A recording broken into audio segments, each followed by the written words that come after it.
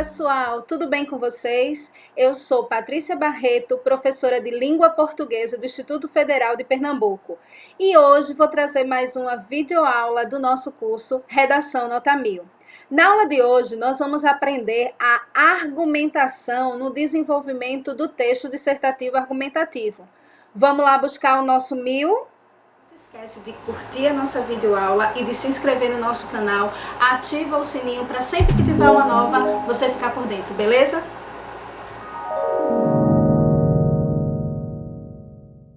Então vamos começar a nossa aula número 4, o desenvolvimento no texto dissertativo.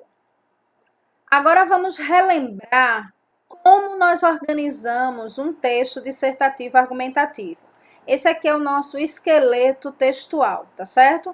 Então, a gente tem na introdução a presença da tese, no desenvolvimento 1, no desenvolvimento 2, um enunciado que seja capaz de justificar essa tese, que seriam os argumentos, e na conclusão, a resposta para essas 4 perguntas, já que é uma conclusão com proposta interventiva.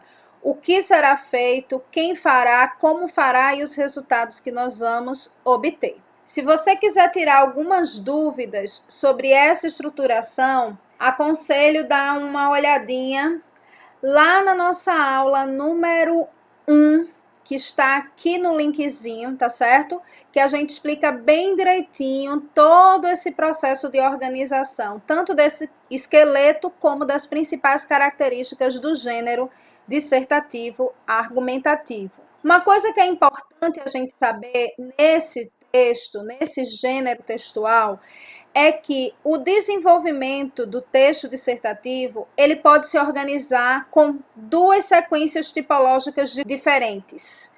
Ele pode se organizar com a sequência tipológica expositiva, com a apresentação textual de diferentes formas dos saberes, ou ainda com a sequência tipológica argumentativa, que é justamente a que nós vamos usar, com a sustentação, refutação e negociação de tomadas de posição. Então, é no desenvolvimento do texto que observamos a justificativa para o ponto de vista colocado na tese, ou seja, na introdução. Dessa forma, é no desenvolvimento que a argumentação precisa ser estruturada. Argumentar quer dizer oferecer um conjunto de razões a favor de uma conclusão, oferecer dados favoráveis a uma conclusão. Os argumentos são tentativas de sustentar certos pontos de vista com razões. E aí é muito importante a gente observar 3 elementos para a gente conseguir construir um desenvolvimento argumental. Primeiro elemento, o dado. O que é um dado? É uma informação que eu vou prestar sobre algo que muito possivelmente tem relação direta com a tese. Segundo elemento, a conclusão, que eu vou identificar aí pela letrinha C, que é a ideia defendida, é a tese. A tese que nós defendemos é a conclusão que nós chegamos depois de lançar um ponto de vista sobre o tema abordado. E nós temos as justificativas para esta conclusão. Os elementos que eu uso para essa justificativa são justamente o que nós chamamos de argumentos. Esses 3 elementos são essenciais para a gente entender o processo de construção da argumentação no desenvolvimento do texto dissertativo. O dado, a conclusão e as justificativas. Vamos entender agora como esses dados, essa conclusão, essa tese, as ideias da tese e essas justificativas, elas podem ser organizadas dentro do desenvolvimento. A forma como eu organizo esses 3 elementos atribui para a gente o tipo de argumentação que o desenvolvimento está utilizando. Vamos começar por este primeiro tipo, chamado de argumento de autoridade. Observem aí o exemplo. No livro didático X, as personagens que praticam boas ações são sempre ilustradas como loiras dos olhos azuis, enquanto as más são sempre morenas ou negras. Podemos dizer que o livro X é racista, pois, segundo o antropólogo Gambegle Munanga, do Museu de Antropologia da USP, Ilustrações que associam traços positivos apenas a determinados tipos raciais são racistas. Nessa organização, como vocês podem observar aí, nós temos em verde o destaque para o dado, a informação que está sendo prestada. Em azul, o destaque para a conclusão, ou seja, a tese que eu estou defendendo. Então, neste parágrafo, qual é a tese que está sendo defendida? Podemos dizer que livro X é racista. Veja que tem meu posicionamento em relação a isso. E, por fim, o que está aí em amarelo é o que nós temos como argumentação para justificar o nosso posicionamento, ou seja, a conclusão que nós chegamos aí em azul. Veja que a minha justificativa, ela se baseia no discurso de alguém, ou seja, no que a gente chama de discurso de autoridade, que neste caso é do antropólogo do Museu de Antropologia da USP. O argumento de autoridade, ele pode ser, é um discurso que representa uma pessoa, uma instituição, ou pode mesmo ser uma representação, um discurso representativo de uma área científica. Ele pode ser construído através do chamado discurso direto, que é quando eu utilizo exatamente o que a pessoa, a instituição ou a ciência fala sobre alguma coisa. Importante lembrar que no discurso direto eu preciso fazer a utilização das aspas, ou também posso fazer a utilização, nesse argumento de autoridade, do discurso indireto, que é parafrasear, ou seja, dizer com as minhas palavras o que a pessoa, a instituição ou a ciência fala sobre determinado tema ou determinado assunto. Agora vamos para outro tipo de argumentação, que é a argumentação por evidência. Olha o exemplo que nós temos aí. De acordo com a Pesquisa Nacional por Amostras de Domicílio, PNAD, de 2008, o telefone, a televisão e o computador estão entre os bens de consumo mais adquiridos pelas famílias brasileiras.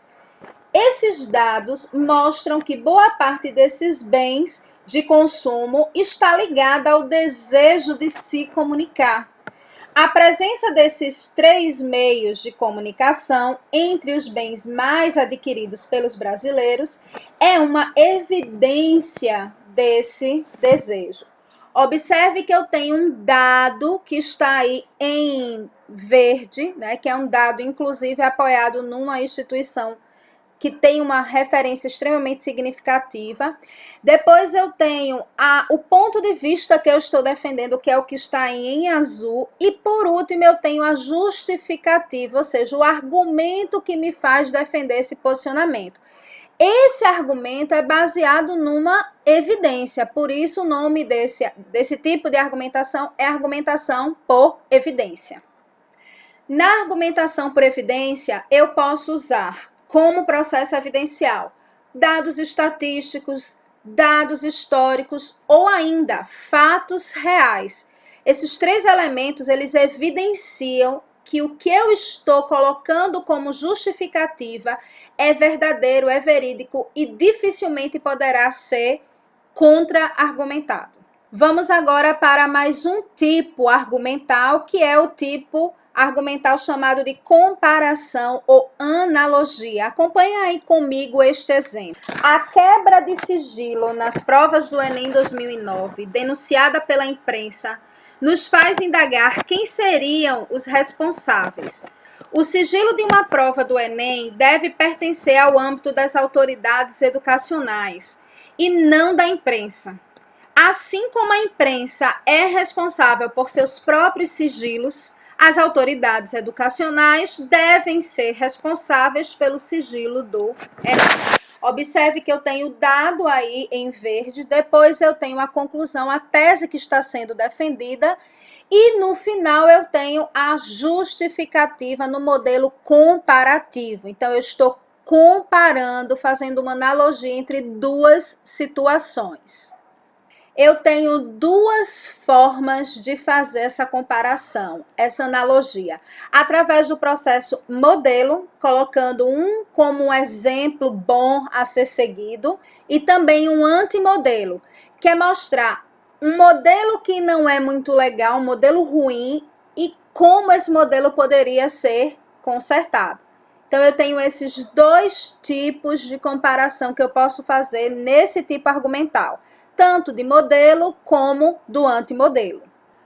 O nosso próximo tipo é a argumentação por exemplificação. Então, acompanhe o exemplo aí. Vejam os exemplos de muitas experiências positivas. Jundiaí, São Paulo, Campinas, São Paulo, São Caetano do Sul, São Paulo, Campina Grande, Paraíba, etc. Sistematicamente ignoradas pela grande imprensa. Tanto exemplos levam a acreditar que existe uma tendência predominante na grande imprensa do Brasil de só noticiar fatos negativos. Então, observe que eu tenho primeiro a presença dos dados, depois eu tenho uma justificativa, o que está aí em amarelo, tá? Uma argumentação que mostra uma exemplificação, e depois eu tenho a tese defendida, ou seja, a conclusão, a ideia que eu estou defendendo. Para esse tipo de argumento por exemplificação, eu tenho duas formas de fazê-lo. Eu posso usar exemplos reais ou também posso usar exemplos ficcionais, desde que eu faça uma comparação, uma analogia desses exemplos não reais, esses exemplos ficcionais com a realidade. Nosso próximo tipo de argumento é o argumento de princípio. Observem o exemplo. A derrubada dos índices da mortalidade infantil exige tempo, trabalho coordenado e planejamento. Ora, o índice de mortalidade infantil de São Caetano do Sul, em São Paulo, foi o que mais caiu no país. Portanto, São Caetano do Sul foi o município do Brasil que mais investiu tempo, trabalho coordenado e planejamento na área. Observem como nós podemos organizar este argumento de princípio. Eu tenho no início a justificativa, depois o dado e depois a conclusão, ou seja, a tese que eu estou defendendo. É mais ou menos assim que ele se organiza. Eu tenho um argumento que aponta uma ideia geral, generalizada. Depois eu tenho um dado que faz uma especificação dessa generalização, como se fosse um exemplo dessa que simboliza essa generalização. E por último eu tenho uma conclusão, ou seja, depois de uma argumentação, depois de uma justificativa, depois de uma especificação dessa justificativa, eu junto esses dois elementos e levo a uma conclusão. É isso que nós chamamos de argumentação de princípio. E por último, nós temos a nossa argumentação do tipo causa e consequência. Vamos ver um exemplo. Não existem políticas públicas que garantam a entrada dos jovens no mercado de trabalho. Assim, boa parte dos recém-formados de uma universidade está desempregada ou subempregada. O desenvolvimento e o subemprego são uma consequência necessária das dificuldades que os jovens encontram de ingressar no mercado do trabalho. Observem que eu tenho aí em verde o dado, eu tenho em azul o ponto de vista que eu estou defendendo e eu tenho em amarelo a justificativa que aparece como consequências do dado que foi colocado, da causa que foi colocada lá no dado que está aí em verde, como vocês podem ver. Então, nesse tipo de argumento, eu apresento na justificativa, na argumentação, ou a causa ou a consequência do problema que eu estou abordando. Para finalizar nossa aula, como de costume, vamos deixar vocês aí com uma reflexão. É uma reflexão hoje de Adorno, vejam só, no livro Educação e Emancipação, ele diz o seguinte: A superação da barbárie é decisiva para a sobrevivência humana. Extremamente importante essa reflexão, especialmente nos dias em que nós estamos vivendo, né? Especialmente nos dias atuais. Então, pessoal, esta foi a nossa aula sobre argumentação no desenvolvimento do texto dissertativo argumentativo. Sempre lembrando, tá? A redação do Enem, ela não é inspiração. A redação do Enem é transpiração. Vamos lá produzir textos, vamos lá olhar esse desenvolvimento, vamos observar os tipos argumentais que nós estamos utilizando para melhorar ainda mais a nossa produção. A nossa próxima aula será sobre a conclusão. Eu vou ensinar vocês como fazer uma proposta interventiva para ganhar 200 pontos na competência número 5. Até mais!